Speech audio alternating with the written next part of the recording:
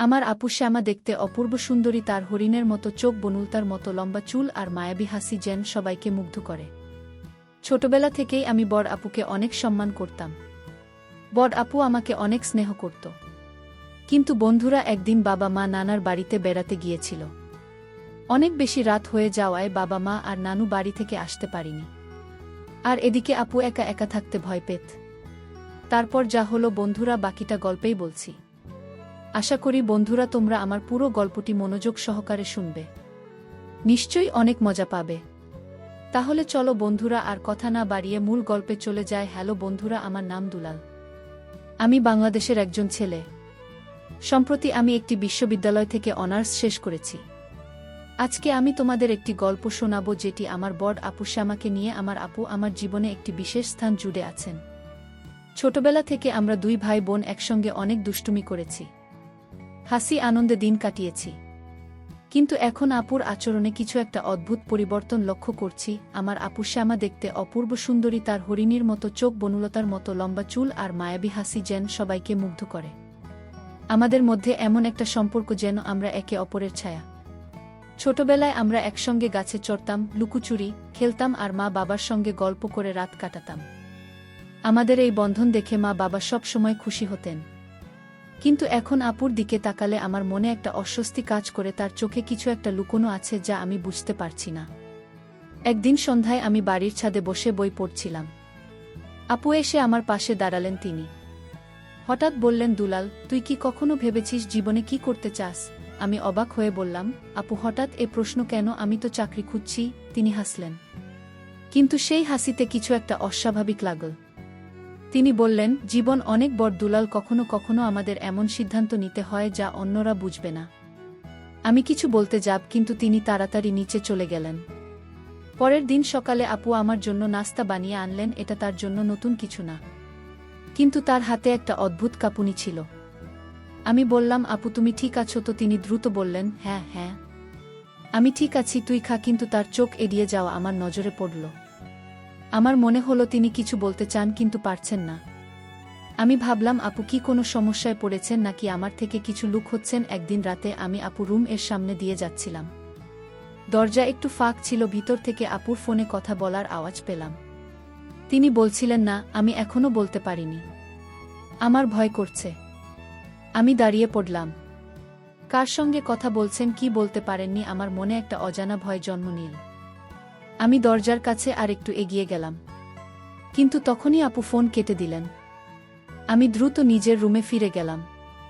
পরদিন আপু আমাকে একটা ছবি দেখালেন, একটি মেয়ের ছবি। তিনি হেসে বললেন, দুলাল, এই মেয়েটি কেমন? আমি লজ্জা পেয়ে বললাম, আপু তুমি এসো কি শুরু করলে?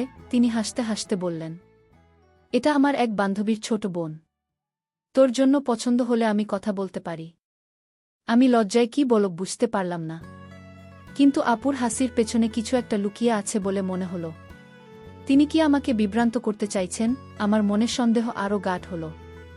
আপু আমার সঙ্গে এমন রহস্যময় আচরণ কেন করছেন?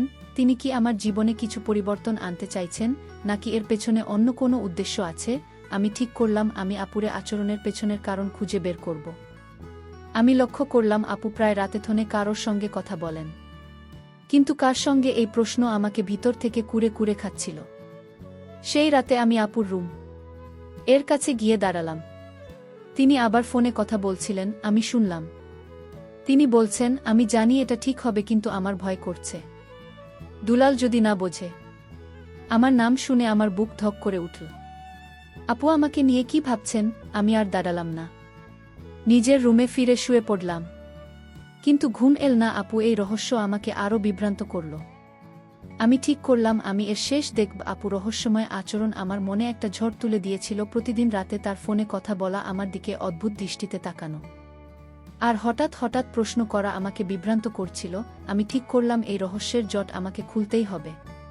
পরদিন সকালে আমি আপুর সঙ্গে সরাসরি কথা বলার সিদ্ধান্ত নিলাম, কিন্তু আপু সকাল থেকেই ব্যস্ত ছিলেন, কখনো ফোনে কখনো বাইরে যাওয়ার তোড়জোড় করছেন।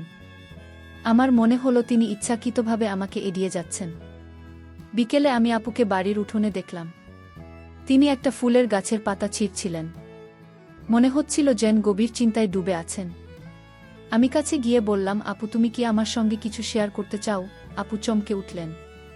তারপর হেসে বললেন, দুলাল তুই এত গোয়েন্দাগিরি কবে থেকে শুরু করলি? তার এই হাসি আমাকে আরও সন্দেহজনক মনে হলো। আমি বললাম, আপু তুমি কিছু লুকোচ্ছ, আমি তোমার ভাই, আমাকে বলতে পারো। কিন্তু আপু কিছু না বলে শুধু হাসলেন আর চলে গেলেন। সন্ধ্যায় আমি বাড়ির পেছনের বাগানে গিয়ে বসলাম। আপু হঠাৎ এসে আমার পাশে বসলেন। তিনি একটা পুরনো ছবির অ্যালবাম নিয়ে এসেছিলেন। আমাদের ছোটবেলার ছবি দেখিয়ে বললেন, দুলাল মনে আছে আমরা কিভাবে বাগানে খেলতাম? আমি হাসলাম, কিন্তু আমার মন অন্যদিকে। আমি বললাম, আপু তুমি এভাবে কথা ঘুরিয়ে ফেলছ কেন? তুমি কি কোনো সমস্যায় আছো? আপু চুপ করে রইলেন। তারপর বললেন, কিছু বিষয় আছে যা বলার সময় এখনো আসেনি। তারই কথা আমার কৌতূহল আরও বাড়িয়ে দিল। রাতে খাওয়ার টেবিলে আপু আমার দিকে বারবার তাকাচ্ছিলেন। মা বাবা যখন তাদের নিজেদের কথায় ব্যস্ত ছিলেন, আপু আমাকে ইশারায় তার রুম এ ডাকলেন। আমি গেলাম, ভাবলাম এবার হয়তো তিনি কিছু বলবেন, কিন্তু আপু শুধু একটা বই আমার হাতে দিয়ে বললেন, এটা পড়ে দেখ, তোর পছন্দ হবে। বইটার নাম ছিল গোপন জীবনের গল্প। আমি অবাক হয়ে বললাম, আপু তুমি কি আমাকে কিছু বোঝাতে চাইছ? তিনি হেসে বললেন, দুলাল তুই বেশি ভাবিস, শুধু পর। বইটা হাতে নিয়ে আমি আমার রুম এ ফিরলাম। রাতে বইটার পাতা উল্টাতে উল্টাতে আমার মনে হলো আপু আমাকে কিছু বলতে চাইছেন, কিন্তু সরাসরি বলতে পারছেন না। বইটার গল্পগুলো ছিল মানুষের জীবনের গোপন সিদ্ধান্ত নিয়ে। আমার মনে হলো আপুকে আমাকে কোনো ইঙ্গিত দিচ্ছেন। আমি ঠিক করলাম পরদিন আপুর সঙ্গে আরও খোলাখুলি কথা বলবো। কিন্তু আমার মনে একটা ভয়ও কাজ করছিল। আপুরই রহস্যের পেছনে কি আছে? পরের দিন সকালে আমি আপুকে খুঁজলাম, কিন্তু তিনি বাড়িতে ছিলেন না। মা বললেন, আপু তার বান্ধবীর বাড়িতে গেছেন। আমার মনে হলো এটা আর একটা অজুহাত। আমি আপু ফোনের দিকে নজর রাখার সিদ্ধান্ত নিলাম। বিকেলে আপু ফিরলেন, কিন্তু তার মুখে একটা অদ্ভুত উদ্বেগ ছিল। আমি জিজ্ঞেস করলাম, আপু তুমি কোথায় ছিলে? তিনি হেসে বললেন, কেন তুই এখন আমার পেছনে গোয়েন্দা লাগিয়েছিস? আমি হাসলাম, কিন্তু ভেতরে ভেতরে আমার সন্দেহ আরও বাড়ল। সেই রাতে আমি আপুর ফোনটা হাতে পেলাম। তিনি বাথরুমে গিয়েছিলেন আর ফোনটা টেবিলে রেখে গিয়েছিলেন। আমি জানি এটা ঠিক না, কিন্তু আমার কৌতূহল আমাকে থামতে দিল না। আমি ফোনটা খুলে দেখলাম একটা মেসেজ এসছে। মেসেজটা ছিল সায়ন্ত নামের কারো কাছ থেকে লেখা ছিল, আমি অপেক্ষা করছি, তুমি কবে বলবে? আমার মাথা ঘুরে গেল। সায়ন্তকে আপু কাকে কি বলতে চান? আমি দ্রুত ফোনটা রেখে দিলাম, কিন্তু আমার মনের ঝড় থামল না। আমি রাতে বিছানায় শুয়ে ভাবছিলাম, আপুর এই গোপনীয়তার পেছনে কি আছে? সায়ন্তকে আপু কি আমার থেকে কিছু লোক হচ্ছেন যা আমার জীবনকেও বদলে দিতে পারে? আমার মনে হলো আমি যতই আপুর কাছাকাছি যাওয়ার চেষ্টা করছি, ততই তিনি আমার থেকে দূরে সরে যাচ্ছেন। আমি ঠিক করলাম আমি এই সায়ন্তের পরিচয় জানব, আর আপুর এই রহস্যের পেছনে শর্ত উদ্ঘাটন করব। সায়ন্ত নামটা আমার মাকে ঘুরপাক খাচ্ছিল। আপুর ফোন এ দেখা সেই মেসেজ আমাকে রাতে ঘুমোতে দেয়নি। আমি ভাবছিলাম, এই সায়ন্তকে আপু কেন তার সঙ্গে এত গোপনে কথা বলছেন? আমার মনে হলো আমি যদি এই রহস্য না খুলি, তাহলে আমার মনে শান্তি আর থাকবে না। আমি ঠিক করলাম আপুর আচরণের পেছনে কারণ জানতেই হবে, কিন্তু সরাসরি জিজ্ঞাসা করলে আপু আবার কথা ঘুরিয়ে ফেলবেন। তাই আমি সিদ্ধান্ত নিলাম আর একটু গভীরে গিয়ে খোঁজ করব। সকালে আপু বাড়িতে ছিলেন না। মা বললেন তিনি বাজারে গেছেন। আমি ভাবলাম এটা একটা সুযোগ। আমি আপুর রুম এ গেলাম, জানি এটা ঠিক না, কিন্তু আমার মনের অস্থিরতা আমাকে থামতে দিচ্ছিল না। আপু টিভি একটা ডায়েরি পড়েছিল। আমি সেটা খুললাম। প্রথম কয়েক পাতায় আমাদের ছোটবেলার কিছু স্মৃতি লেখা ছিল। আমি পড়তে পড়তে হাসছিলাম, কিন্তু হঠাৎ একটা পাতায় সায়ন্ত নামটা চোখে পড়ল। লেখা ছিল, সায়ন্ত আমাকে বুঝিয়েছে ভালোবাসা সব সীমানা পেরিয়ে যায়। কিন্তু আমি কিভাবে বলবো? আমার হৃৎপিণ্ড দ্রুত চলতে শুরু করল। আমি ডায়েরিটা বন্ধ করে রেখে দিলাম। আপু কি কাউকে ভালোবাসেন? কিন্তু তিনি আমার থেকে এটা লুকোচ্ছেন কেন? আমি রুম থেকে বেরিয়ে এলাম, কিন্তু আমার মনের ঝরা আরও তীব্র হল। দুপুরে আপু ফিরলেন। তিনি আমাকে দেখে হাসলেন, কিন্তু আমি তার চোখে একটা উদ্বেগ দেখতে পেলাম। আমি বললাম, আপু তুমি এত ব্যস্ত কেন আজকাল? তিনি হেসে বললেন, দুলাল তুই এত প্রশ্ন করিস কেন? আমি তো রাপু, আমার কাজ থাকতে পারে। তার এই উত্তর আমাকে আরও বিভ্রান্ত করল। বিকেলে আমি বাড়ির ছাদে গিয়ে বসলাম। আপু এসে আমার পাশে দাঁড়ালেন। তিনি বললেন, দুলাল তুই কি কখনো ভেবেছিস জীবনে এমন কিছু সিদ্ধান্ত নিতে হয় যা বলতে গেলে গলা শুকিয়ে যায়? আমি অবাক হয়ে বললাম, আপু তুমি কি বলতে চাইছ? তিনি একটু থামলেন, তারপর বললেন, কিছু সত্য আছে যা বলতে সময় লাগে। তুই আমার উপর ভরসা রাখিস ঠিক আছে। আমি মাথা নাড়লাম, কিন্তু আমার মনে সন্দেহ আরও গাঢ় হলো। সেই রাতে আমি আবার আপুর ফোনের কথা ভাবছিলাম। আমি ঠিক করলাম সায়ন্তের পরিচয় জানতে হবে। আমি আপু ফোনটা আবার হাতে পেলাম। এবার আরও একটা মেসেজ দেখলাম। লেখা ছিল, শ্যামা তুমি দুলালকে বলে ফেলো। আমি আর অপেক্ষা করতে পারছি না। আমার মাথা ঘুরে গেল। সায়ন্ত আমার কথা জানে, আপু আমাকে কি বলতে চান? আমি ফোনটা রেখে দিয়ে চুপচাপ রুমে ফিরলাম। আমার মনে হলো এই রহস্য আমাকে পাগল করে দেবে। পরের দিন আমি আপুকে সরাসরি জিজ্ঞাসা করার সিদ্ধান্ত নিলাম। খাওয়ার সময় আমি বললাম আপু সায়ন্তকে। আপু চমকে উঠলেন, তার মুখ ফ্যাকাশে হয়ে গেল। তিনি দ্রুত বললেন, তুই সায়ন্তর নাম কোথায় পেলি? আমি বললাম, আপু আমি জানি তুমি কিছু লুকোচ্ছ, আমাকে বলো। আপু চুপ করে রইলেন। তারপর বললেন, দোলান এখনও সময় হয়নি, আমি বলবো, কিন্তু এখন নয়। তার চোখে একটা অদ্ভুত দৃষ্টি ছিল, যেন তিনি আমাকে কিছু বোঝাতে চাইছেন। আমি বাড়ির বাইরে গিয়ে একা হাঁটতে লাগলাম। আমার মনে হলো আপু কিছু একটা বড় সিদ্ধান্ত নিয়েছেন, কিন্তু আমাকে বলতে ভয় পাচ্ছেন। আমি ভাবলাম সায়ন্ত কি আপু জীবনে কেউ বিশেষ, কিন্তু তিনি আমার থেকে এটা লুকোচ্ছেন কেন? আমার মনে হলো আমি যদি সায়ন্তের সঙ্গে দেখা করতে পারি তাহলে হয়তো কিছু জানতে পারব। আমি ঠিক করলাম আপুর ফোনের মেসেজগুলো আর একটু খোঁজ করব। সেই রাতে আপু আমাকে তার রুম এ ডাকলেন। তিনি বললেন, দুলাল তুই আমার উপর ভরসা রাখ, আমি যা করছি সেটা আমাদের সবার ভালোর জন্য। আমি বললাম, আপু তুমি আমাকে বলো না কেন? আমি তো তোমার ভাই। আপু হাসলেন, কিন্তু সেই হাসিতে কিছু একটা লুকিয়েছিল। তিনি বললেন, তুই একটু ধৈর্য ধর, সব ঠিক হয়ে যাবে। আমি রুম থেকে বেরিয়ে এলাম, কিন্তু আমার মনের রহস্য আরও জটিল হয়ে গেল। আপুর কথাগুলো আমার মাথায় ঘুরছিল। সব ঠিক হয়ে যাবে বলে তিনি আমাকে শান্ত করার চেষ্টা করলেন, কিন্তু আমার মন শান্ত হচ্ছিল না। সায়ন্ত নামে সেই ব্যক্তিকে আপু কেন আমার কাছে তার পরিচয় লুকোচ্ছেন? আমার মনে হলো আমি যদি সায়ন্তর সঙ্গে কথা বলতে পারি তাহলে হয়তো এই রহস্যের কিছু উত্তর পাব। কিন্তু কিভাবে তাকে খুঁজে বের করব? আমি ঠিক করলাম আপুর ফোনের মেসেজগুলো আর একটু দেখব। পরদিন সকালে আপু বাড়িতে ছিলেন। তিনি রান্নাঘরে মায়ের সঙ্গে কথা বলছিলেন।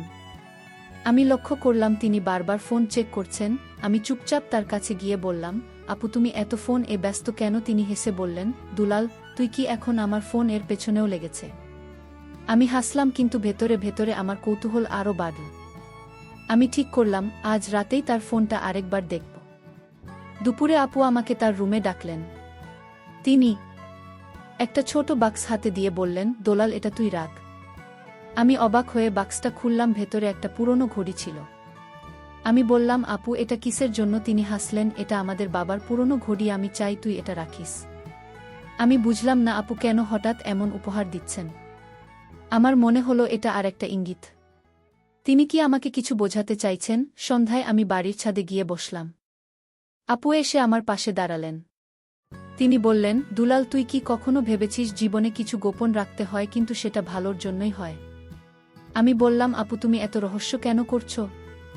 আমাকে বলো না কি হয়েছে। তিনি একটু থামলেন, তারপর বললেন, আমি চাই তুই আমার উপর ভরসা রাখিস। আমি তোকে সব বলবো, কিন্তু এখন নয়। আমি আর কিছু বললাম না, কিন্তু আমার মনে সন্দেহ আরও বাড়ল। রাতে আপু যখন ঘুমিয়ে পড়লেন আমি তার ফোনটা হাতে নিলাম। এবার আমি আরেকটা মেসেজ দেখলাম। সায়ন্ত লিখেছিল, শ্যামা আমি আর অপেক্ষা করতে পারছি না, তুই দুলালকে বলে ফেল, সে বুঝবে। আমার মাথা গরম হয়ে গেল। সায়ন্ত আমার কথা জানে, কিন্তু আমি তার কথা কিছুই জানি না। আমি আরেকটা মেসেজ দেখলাম যেখানে লেখা ছিল, আমি কাল বিকেলে আসব, তুই তৈরি থাকিস। আমার মনে হলো এটা আমার সুযোগ, আমি সায়ন্তর সঙ্গে দেখা করব। পরদিন বিকেলে আমি বাড়ির কাছে অপেক্ষা করছিলাম। আমি জানতাম না সায়ন্ত কে, কিন্তু আমি তাকে দেখলেই চিনব। একটা ছেলে আমাদের বাড়ির দিকে আসছিল। সে দেখতে সাধারণ, কিন্তু তার চোখে একটা আলাদা আলো ছিল। আমি তাকে দেখে বুঝলাম এটাই সায়ন্ত। আমি তার কাছে গিয়ে বললাম, আপনি সায়ন্ত? সে অবাক হয়ে বলল, তুমি দুলাল তাই না? শ্যামা আমাকে তোমার কথা বলেছে। আমি বললাম, আপু কি লুকোচ্ছেন? আমাকে বলুন। সে হাসল, তোমার আপু তোমাকে সব বলবে। আমি শুধু বলতে পারি তিনি তোমাকে অনেক ভালোবাসেন।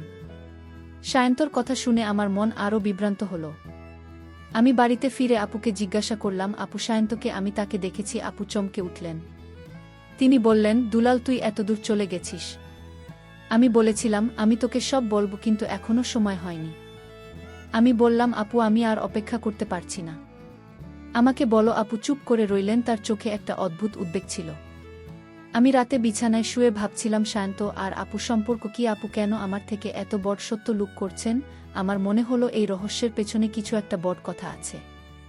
আমি ঠিক করলাম আমি সায়ন্তর সঙ্গে আরেকবার কথা বলবো, কিন্তু তার আগে আমি আপু ডায়েরিটা আর একবার দেখব, হয়তো সেখানে আরও কিছু ইঙ্গিত পাব। আমার মনের ঝড় থামছিল না, আর এই রহস্য আমাকে আরও গভীরে টেনে নিয়ে যাচ্ছিল। সায়ন্তীর সঙ্গে দেখা হওয়ার পর আমার মনের অস্থিরতা আরও বেড়ে গেল। তার কথাগুলো আমাকে শান্ত করার পরিবর্তে আরও বিভ্রান্ত করল। আপু আমাকে ভালোবাসেন এটা আমি জানি, কিন্তু তিনি কেন এত গোপনীয়তা করছেন। আমি ঠিক করলাম আপু ডায়েরিটা আরেকবার দেখব, হয়তো সেখানে এমন কিছু পাব যা আমাকে এই রহস্যের আরও কাছে নিয়ে যাবে। আমি সুযোগের অপেক্ষায় ছিলাম। সকালে আপু বাড়িতে ছিলেন, তিনি আমার জন্য চা বানিয়ে আনলেন, যেটা তার জন্য স্বাভাবিক, কিন্তু তার চোখে একটা অদ্ভুত উদ্বেগ ছিল। আমি বললাম, আপু তুমি ঠিক আছো তো, তুমি এত চিন্তিত কেন? তিনি হেসে বললেন, দুলাল তুই আমার বড় ভক্ত হয়ে গেছিস। আমি ঠিক আছি, কিন্তু তার হাসি আমার কাছে মেকি মনে হলো। আমি বুঝলাম তিনি কিছু লুক করছেন। আমি চুপ করে চা খেলাম, কিন্তু মনে মনে ঠিক করলাম আজই ডায়েরিটা দেখব। দুপুরে আপু বাইরে গেলেন, আমি তার রুম এগিয়ে ডায়েরিটা খুঁজলাম। এবার আমি আরও সাবধানে পড়লাম। একটা পাতায় লেখা ছিল, সায়ন্তের সঙ্গে আমার জীবন বদলে গেছে, কিন্তু আমি দুলালকে কিভাবে বলব, সে কি বুঝবে? আমার হৃৎপিণ্ড দ্রুত চলতে শুরু করল। আপু কি সায়ন্তের সঙ্গে কোনো বড় সিদ্ধান্ত নিয়েছেন? আমি আরও পড়লাম। আরেকটা পাতায় লেখা ছিল, আমি চাই দুলাল আমার সিদ্ধান্ত মেনে নিক, কিন্তু আমার ভয় হচ্ছে। আমি ডায়েরিটা বন্ধ করে রাখলাম। আমার মন ভয় আর কৌতূহলের মাঝে দোলাচল করছিল। বিকেলে আপু ফিরলেন, আমি তাকে দেখে বুঝলাম তিনি ক্লান্ত। আমি বললাম, আপু তুমি এত দৌড়াদৌড়ি কেন করছো? তিনি হেসে বললেন, দুলাল তুই এত গোয়েন্দাগিরি করিস কেন? আমি আমার বান্ধবীর সঙ্গে দেখা করতে গিয়েছিলাম। আমি জানতাম এটা পুরো সত্য নয়। আমি বললাম, আপু তুমি সায়ন্তের কথা বলো, আমি তার সঙ্গে দেখা করেছি। আপু চুপ করে গেলেন, তার মুখ ফ্যাকাশে হয়ে গেল। তিনি বললেন, দুলাল তুই বেশি দূর চলে গেছিস। আমি তোকে বলবো, কিন্তু এখনও সময় হয়নি। সন্ধ্যায় আমি বাড়ির উঠোনে বসেছিলাম। আপু এসে আমার পাশে বসলেন। তিনি বললেন, দুলাল তুই একটু আমাকে সময় দে। আমি একটা বড় সিদ্ধান্ত নিয়েছি, কিন্তু আমি চাই তুই আমাকে সমর্থন করিস। আমি বললাম, আপু আমি তোমার ভাই, আমি তোমাকে সব সময় সমর্থন করব, কিন্তু তুমি আমাকে বলো না কেন? তিনি হাসলেন, দুলাল তুই একটু ধৈর্য ধর, আমি সব বলবো। তার কথায় আমার মন শান্ত হলো, বরং আরও অস্থির হলো। রাতে আমি আপু ফোন-এ আরেকটা মেসেজ দেখলাম। সায়ন্ত লিখেছিল, শ্যামা আমি তোমার জন্য সবকিছু করতে প্রস্তুত, কিন্তু তুমি দুলালকে বলে ফেলো, সে তোমার ভাই, সে বুঝবে। আমি ভাবলাম সায়ন্ত কি আপু জীবনে কেউ বিশেষ, কিন্তু আপু কেন আমার থেকে এটা লুকোচ্ছেন? আমি ঠিক করলাম আমি সায়ন্তের সঙ্গে আরেকবার কথা বলবো। আমি তার ফোন নাম্বারটা মনে রাখলাম। পরদিন আমি সায়নকে ফোন করলাম। সে ফোন ধরে বলল, দুলাল তুই এত চিন্তা করছিস কেন? তোর আপু তোকে অনেক ভালোবাসে, আমি শুধু তোর জন্য ভালো কিছু করতে চান। আমি বললাম, সায়ন্ত তুমি আমাকে স্পষ্ট করে বলো, আপু কি লুকোচ্ছেন? সে হাসল, দুলাল তুই তোর আপুর উপর ভরসা রাখ, তিনি তোকে সব বলবেন। আমি ফোন কেটে দিলাম। আমার মনে হলো সায়ন্ত কিছু লুকোচ্ছে। রাতে আমি আপুকে বললাম, আপু আমি সায়ন্তের সঙ্গে কথা বলেছি, তুমি আমাকে এখন বলো কি হয়েছে? আপু চুপ করে রইলেন, তার চোখে একটা অদ্ভুত দৃষ্টি ছিল। তিনি বললেন, দুলাল আমি চাই তুই আমাকে বিশ্বাস করিস। আমি যা করছি সেটা আমাদের পরিবারের জন্য। আমি আর কিছু বললাম না। আমার মনে হলো এই রহস্য আরও গভীর হচ্ছে, আর আমি এর শেষ দেখতে চাই। আপুর কথাগুলো আমার মনে একটা অদ্ভুত ঝড় তুলছিল। তিনি বারবার বলছেন আমাকে বিশ্বাস করতে, কিন্তু কি বিশ্বাস করব সেটাই তো বলছেন না। সায়ন্তের সঙ্গে কথা বলেও আমি কোনো স্পষ্ট উত্তর পেলাম না। আমার মনে হলো এই রহস্যের জট খুলতে আমাকে আরও গভীরে যেতে হবে। আমি ঠিক করলাম আপুর সঙ্গে আরেকবার খোলামেলা কথা বলবো, আর যদি তিনি না বলেন তাহলে আমি সায়ন্তের কাছ থেকে সত্য বের করব। সকালে আমি আপকে রান্নাঘরে পেলাম। তিনি মায়ের জন্য সবজি কাটছিলেন। আমি কাছে গিয়ে বললাম, আপু আমাকে এবার সত্যি বলো, তুমি আর সায়ন্ত কি লুকোচ্ছ? আপু হাত থামিয়ে আমার দিকে তাকালেন, তার চোখে একটা গভীর উদ্বেগ ছিল।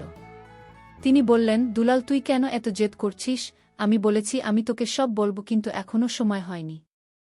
আমি বললাম, আপু আমি তোর ভাই, আমার মনে হচ্ছে তুমি কোনো সমস্যায় আছো, আমাকে বলো। আপু চুপ করে রইলেন, তারপর বললেন, আমি ঠিক আছি, তুই চিন্তা করিস না। দুপুরে আমি বাড়ির উঠোনে বসেছিলাম। আপু এসে আমার পাশে বসলেন। তিনি একটা পুরনো ছবি আমাকে দেখালেন, যেখানে আমরা দুজন ছোটবেলায় একটা মেলায় গিয়েছিলাম। তিনি হেসে বললেন, দুলাল, মনে আছে তুই কিভাবে সেদিন ফুচকা খেয়ে পেট খারাপ করেছিলি? আমি হাসলাম, কিন্তু আমার মন অন্যদিকে। আমি বললাম, আপু তুমি এভাবে কথা ঘুরিয়ে ফেলছ কেন? আমি সায়ন্তর সঙ্গে কথা বলেছি। সে বলেছে তুমি আমাকে কিছু বলতে চাও। আপু চুপ করে গেলেন। তারপর বললেন, দুলাল তুই একটু ধৈর্য ধর, আমি সব বলবো। বিকেলে আমি সায়ন্তকে আবার ফোন করলাম। আমি বললাম, সায়ন্ত, আমি আর অপেক্ষা করতে পারছি না। আপু আমাকে কিছুই বলছে না, তুমি আমাকে বলো কি হচ্ছে। সায়ন্ত একটু থাম, তারপর বলল, দুলাল, তোর আপু তোকে অনেক ভালোবাসে। তিনি শুধু চান তুই তাকে ভুল না বুঝিস। আমি তোকে শুধু এইটুকু বলতে পারি, তিনি একটা বড় সিদ্ধান্ত নিয়েছেন আর তিনি চান পিতাকে সমর্থন করিস। আমি বললাম, কিন্তু কি সিদ্ধান্ত? সায়ন্ত হাসল, তোর আপু নিজে বলবেন, তুই তাকে একটু সময় দে। সন্ধে আমি আপু রুমে গেলাম। তিনি একটা ডায়েরি হাতে নিয়ে বসেছিলেন। আমি বললাম, আপু, আমি তো ডায়েরি পড়েছি। আমি জানি তুমি সায়ন্তর সঙ্গে কিছু লুকোচ্ছ, আমাকে বলো। আপু চমকে উঠলেন। তিনি বললেন, দুলাল, তুই আমার ডায়েরি পড়েছিস? তুই এতদূর চলে গেছিস? আমি বললাম, আপু, আমি চিন্তায় আছি। তুমি আমাকে কিছু বলছো না? আমি তো তোমার ভাই। আপু চোখ নামিয়ে বললেন, আমি জানি তুই আমার জন্য চিন্তা করছিস, কিন্তু আমি তোকে বলবো, শুধু একটু সময় দে। রাতে আমি আপুর ফোনটা আবার দেখলাম, একটা নতুন মেসেজ ছিল। সায়ন্ত লিখেছিল, শামা, আমি কাল বাড়িতে আসব। আমি চাই তুমি দুলালকে সব বলে ফেলো। আমরা লোক হতে পারি না। আমার মাথা ঘুরে গেল। সায়ন্ত কাল আসবে? আপু কি এবার সত্যি বলবেন? আমি ভাবলাম, আমি কাল সায়ন্তর সঙ্গে সরাসরি কথা বলবো। আমি আর অপেক্ষা করতে পারছিলাম না। পরদিন সকালে আমি বাড়ির বাইরে অপেক্ষা করছিলাম। সায়ন্ত এলো। সে আমাকে দেখে হাসল। আমি বললাম, সায়ন্ত, আমাকে এবার সত্যি বল, আপু কি লুক করছেন? সে বলল, দুলাল, তুই তোর আপুর সঙ্গে কথা বল, তিনি তোকে সব বলবেন। আমি শুধু বলতে পারি, তোর আপু একটা বড় সিদ্ধান্ত নিয়েছেন আর তিনি চান তুই তাকে বুঝিস। আমি আর কিছু বললাম না। আমি বাড়িতে ফিরলাম। আমি আপুকে তার রুম এ পেলাম। তিনি আমাকে দেখে বললেন, দুলাল, তুই সায়ন্তর সঙ্গে কথা বলেছিস, তাই না? আমি জানি তুই অনেক চিন্তায় আছিস। আমি তোকে কাল সব বলবো। আমি প্রতিশ্রুতি দিচ্ছি। আমি তার চোখে একটা আন্তরিকতা দেখলাম। আমি বললাম, আপু, আমি তোকে বিশ্বাস করি, কিন্তু আমি আর অপেক্ষা করতে পারছি না। আপু হাসলেন, কাল দুলাল, কাল তুই সব জানবি। আমার মনের ঝড় থামল না, কিন্তু আমি জানতাম এই রহস্যের শেষ কাছে এসে গেছে।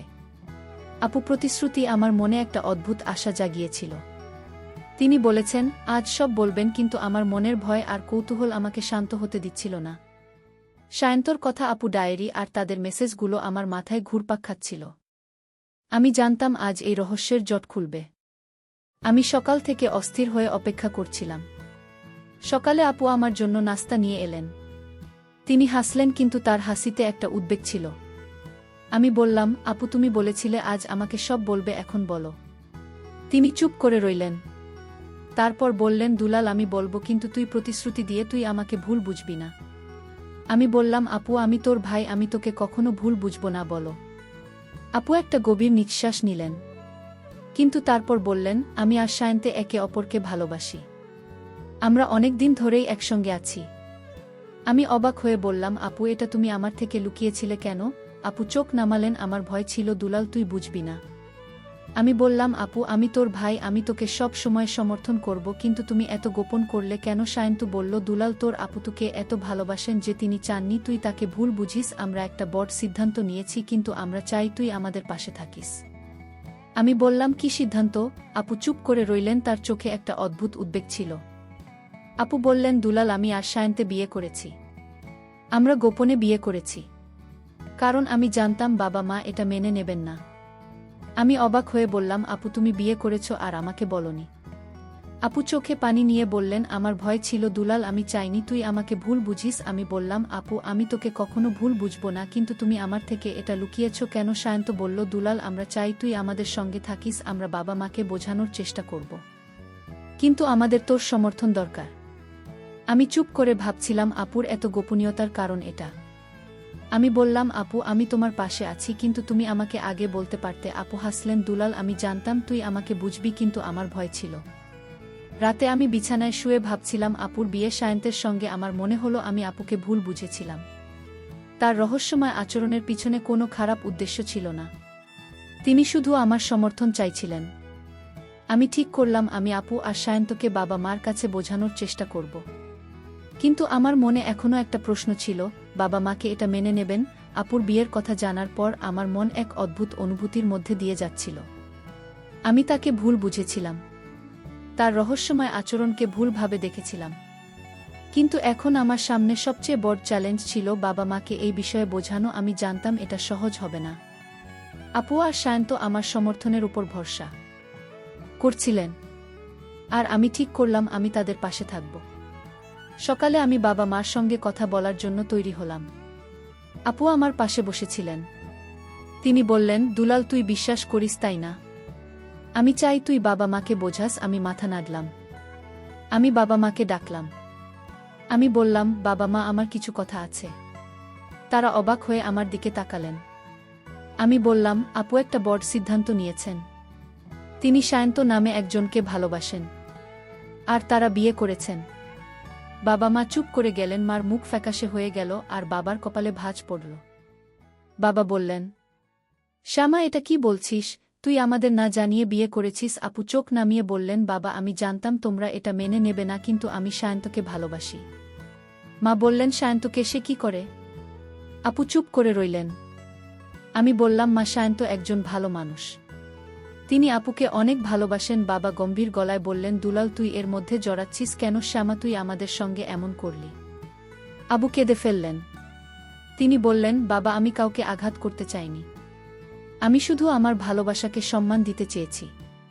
আমি বললাম, বাবা মা, আপু সুখী, সায়ন্তটাকে অনেক ভালোবাসেন। আমরা কি তাদের সমর্থন করতে পারি না? মা চুপ করে রইলেন। আর বাবা বললেন, আমাদের সময় দাও। আমরা এটা এত সহজে মেনে নিতে পারব না। বিকেলে জানতো আমাদের বাড়িতে এল। আমি তাকে বাবা মায়ের সঙ্গে পরিচয় করিয়ে দিলাম। সায়ন্তু বলল, আমি জানি আমি আপনাদের মনে কষ্ট দিয়েছি, কিন্তু আমি আমাকে অনেক ভালোবাসি। আমি তাকে সুখী রাখার জন্য সব করব। বাবা কিছুক্ষণ চুপ করে থাকলেন। তারপর বললেন, সায়ন্ত, তুমি কি করো? সায়ন্তু বলল, আমি একজন নাপিত। আমি জানি আমার পেশা আপনাদের কাছে ছোট মনে হতে পারে, কিন্তু আমি শ্যামার জন্য সব কিছু করতে প্রস্তুত। বাবা চুপ করে রইলেন। সন্ধ্যায় আমি আপুর সঙ্গে কথা বললাম। আমি বললাম, আপু, তুমি আমার থেকে এত বড় কথা লুকিয়েছিলে কেন? আবু হাসলেন। দুলাল, আমি ভয় পাচ্ছিলাম। আমি জানতাম তুই আমাকে বুঝবি, কিন্তু বাবা মায়ের কথা ভেবে আমি চুপ ছিলাম। আমি বললাম, আবু, আমি তোমার পাশে আছি। আমি বাবা মাকে বোঝানোর চেষ্টা করব। আপু আমাকে জড়িয়ে ধরলেন। তার চোখে কৃতজ্ঞতার পানি ছিল। পরের দিন আমি বাবা মায়ের সঙ্গে আবার কথা বললাম। আমি বললাম, বাবা মা, ভালোবাসা কোনো পেশা, আবার সমাজের সীমানা মানে না। আপু সুখী, আমরা কি তাদের সমর্থন করতে পারি না? মা কেঁদে ফিরলেন। তিনি বললেন, দুলাল, আমরা শ্যামার ভালো চাই, কিন্তু এটা হঠাৎ আমাদের জন্য অনেক বড় ধাক্কা। বাবা বললেন, আমরা সায়ন্তের সঙ্গে আরেকবার কথা বলতে চাই। আমি বুঝলাম তারা ধীরে ধীরে মেনে নিচ্ছেন। শেষ পর্যন্ত অনেক কথা আর বোঝানোর পর বাবা মা আপু আর সায়ন্তের সম্পর্ক মেনে নিলেন। আমি আপু হাত সায়ন্তের হাতে তুলে দিলাম। আমি বুঝলাম আপুর আমার প্রতি কোনো খারাপ উদ্দেশ্য ছিল না। তিনি শুধু ভালোবাসার জন্য আমার সমর্থন চাইছিল। আমি তাকে ভুল বুঝেছিলাম। আমার আপু সত্যি একজন অসাধারণ মানুষ। সবশেষে বন্ধুরা, আমি তোমাদেরকে বলব, ভালোবাসা এবং বিশ্বাস একটি সম্পর্কের মূল ভিত্তি। কাউকে ভুল বোঝার আগে তাদের কথা শোনা এবং তাদের দৃষ্টিকোণ বোঝার চেষ্টা করা উচিত। ভালোবাসা সব সীমানা অতিক্রম করে, তা যত কঠিনই হোক না কেন। তাই আমাদের উচিত পরিবারের প্রত্যেকটি মানুষের মনের অবস্থা বোঝা, তাদের পছন্দ অপছন্দের স্বীকৃতি দেওয়া। বন্ধুরা, গল্পটি যদি তোমাদের ভালো লাগে তাহলে লাইক, শেয়ার এবং সাবস্ক্রাইব করে পাশে থেকো। আর বন্ধুরা, তোমরা এতক্ষণ ধৈর্য ধরে আমার গল্পটি শোনার জন্য তোমাদের সবাইকে অসংখ্য ধন্যবাদ।